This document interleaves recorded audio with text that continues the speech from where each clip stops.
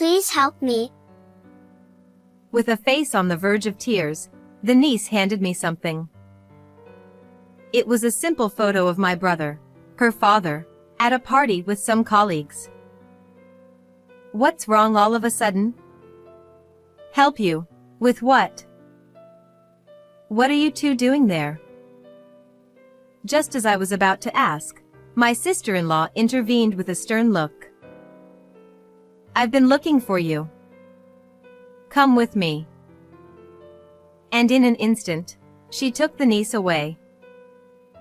Left alone, I casually flipped the photo over, and on the back, there was a message from my brother. If anything happens to me, please protect my daughter. My name is Beth. I'm 32 years old and work as an office clerk at the construction company my family runs. My brother, who was 10 years older than me, was hardworking from a young age and carried the heavy expectations of being the heir to our family business. Everyone, including me, assumed that he would inherit the company. However, after graduating from high school, he increasingly clashed with our father and grandfather over management policies. It seemed my brother had no intention of taking over the company. I love being a carpenter, but I'm not doing it to inherit the business. He would say this all the time. Then one day, I've met someone I want to marry. He brought home a woman. Her name was Sarah. With her easygoing personality, she quickly bonded with our family, but she never lived with us. I'm getting married and moving out. What?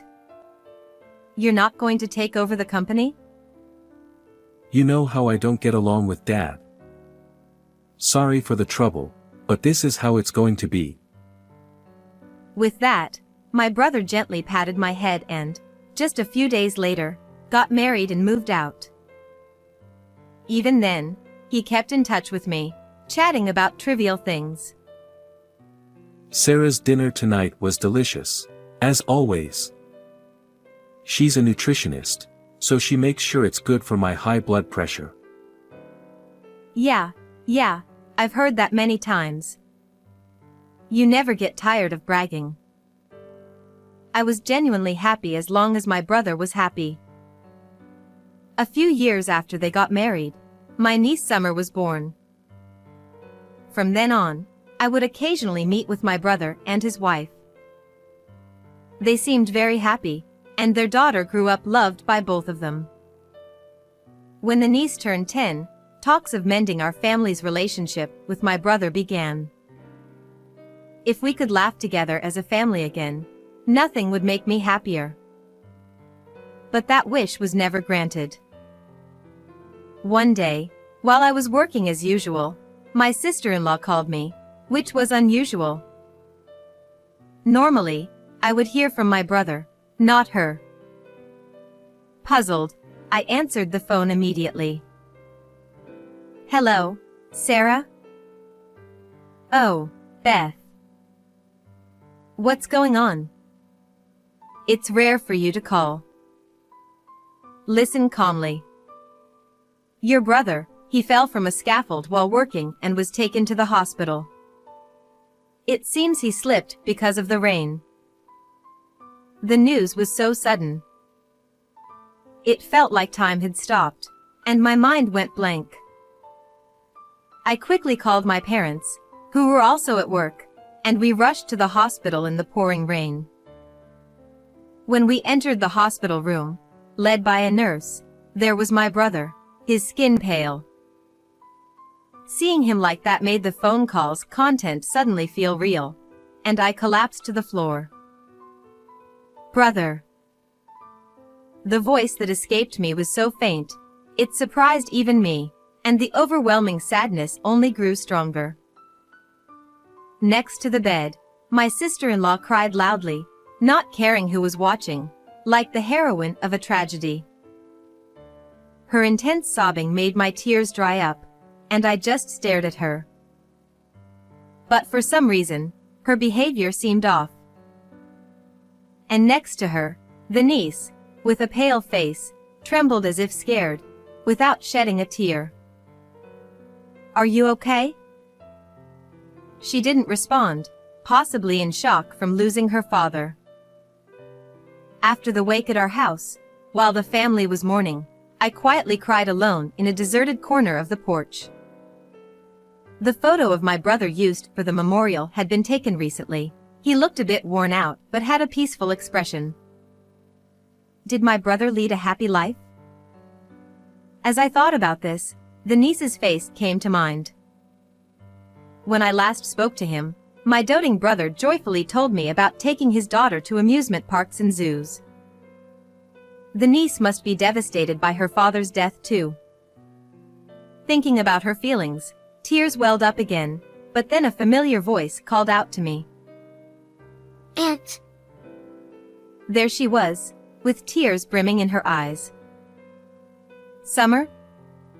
Oh, what's wrong?" I wiped my tears and asked, trying to stay calm. "Aunt, help me. I'm going to be killed too." "What?" I couldn't quite catch her words, and as I tried to ask again, she bit her lip and handed me something. "Daddy told me to give this to Aunt Beth if anything happened to him." "From your dad?" It was a brown envelope. It looked a bit worn, as she had been holding onto it for some time. Just then. "What are you doing?"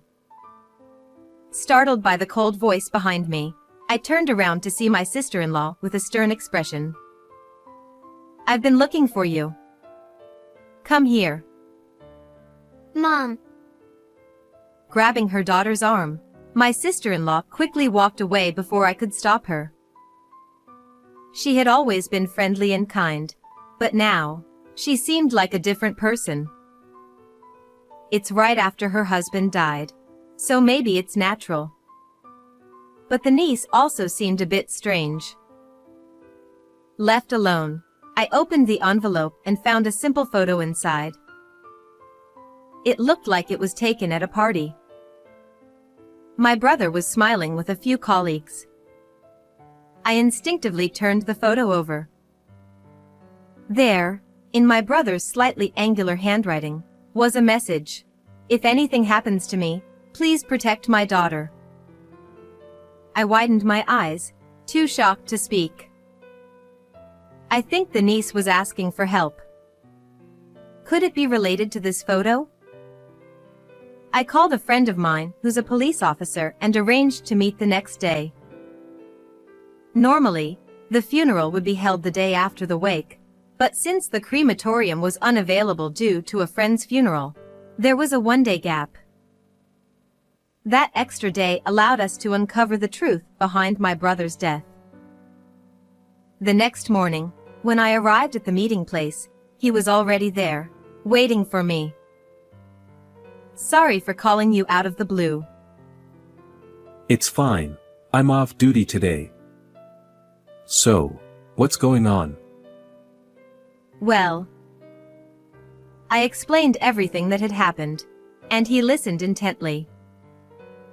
From a police perspective, there's not enough evidence for us to act on this. I see. Sorry, I can't be of more help. But if anything happens, feel free to reach out. Thanks. Just talking to you helped me clear my mind. Even after parting ways with him, I kept thinking about the meaning behind the photo my niece gave me. But no matter how many times I looked at it, the meaning of the photo and my brother's message remained a mystery. How can I find more clues? This message alone doesn't tell me enough. If I could ask the niece directly, I might learn more, but I had a feeling my sister-in-law would interfere again. Just then, an idea struck me. If I look through my brother's belongings, I might find some clues. Unable to wait any longer, I headed to my sister-in-law's house. Sorry to bother you at such a busy time. I was worried about you and Summer. Thanks for coming. She is in her room, but let's leave her alone for now. She's feeling down after losing her father. As she spoke, my sister-in-law invited me into the living room. She had always kept the house spotless, but today it felt strangely barren. Huh? There's nothing of my brothers here. And the family photos that were here before are gone too. I looked around, but there was no sign that my brother had ever lived there. I kept scanning the room, hoping to find something of my brothers, when my sister-in-law returned with tea and some homemade snacks. What caught my eye was the light purple bead bracelet on her wrist. It wasn't her style, nor my brother's, so it felt out of place. After taking a bite of the snack and finding it overwhelmingly salty, I quickly gulped down some tea. My sister-in-law tilted her head in confusion. Really? I don't think it's that salty. Her cooking, as a licensed nutritionist, was always delicious, to the point where my brother eagerly rushed home after work just to enjoy it. But something was clearly off this time. Could she have been feeding such salty food to my brother, who had high blood pressure? Since arriving at my sister-in-law's house, an uneasy feeling had been growing inside me. Suddenly, I began to worry about Summer. I want to talk to Summer. She's in her room, right? Just as I stood up to head toward Summer's room, my sister-in-law intervened. No, you can't see her. What? Why not? I'm sorry, but you need to leave. We're busy preparing for the funeral. She grabbed my wrist, forcibly pushing me out into the hallway and then out of the house. As I stood there, pondering my next move, Summer appeared at a second-floor window. She placed a finger to her lips, signaling for silence, and tossed something down to me. It was a small key, wrapped in a cute notepad paper. The note read, "This is the key to the storage room. After you use it, hide it under the flower pot so it won't be found." I silently gave Summer a thumbs up, and she nodded before quietly closing the window. I snuck around to the backyard, and using the key Summer gave me, I unlocked the storage room. Inside, I found a large collection of my brother's belongings. Among them, I discovered a diary. My brother had always been diligent about documenting his daily life, even back when he lived with us. This is. As I read the diary, I found content that was hard to believe. He wrote about how the seasoning in their meals had become increasingly strong. Even when he pointed it out, his wife, the nutritionist, would dismiss his concerns, telling him to trust her expertise. He also mentioned that his health had been deteriorating recently. The diary also revealed the meaning behind the photo my brother had left behind. This is unforgivable. The next day, a large crowd gathered for my brother's funeral, including family members and his work colleagues. When my sister-in-law took the microphone to give a speech as the bereaved wife, I stood up and interrupted her. There's something I need everyone to hear. Beth? What are you doing? Ignoring her surprised reaction, I stepped forward in front of the family. My brother's death, it wasn't an accident. The room buzzed with murmurs, and my sister-in-law's expression turned grim. What are you saying? He slipped and fell from the scaffolding while working. I showed everyone my brother's diary. Everything is written here. My sister-in-law, who normally cooks so well, began making dishes with much stronger seasoning. My brother's health started to decline, and despite his high blood pressure, he was being fed salty snacks and soup daily, with no option to leave anything uneaten. Isn't that strange, Sarah? I don't know anything about that. I was always careful with his meals.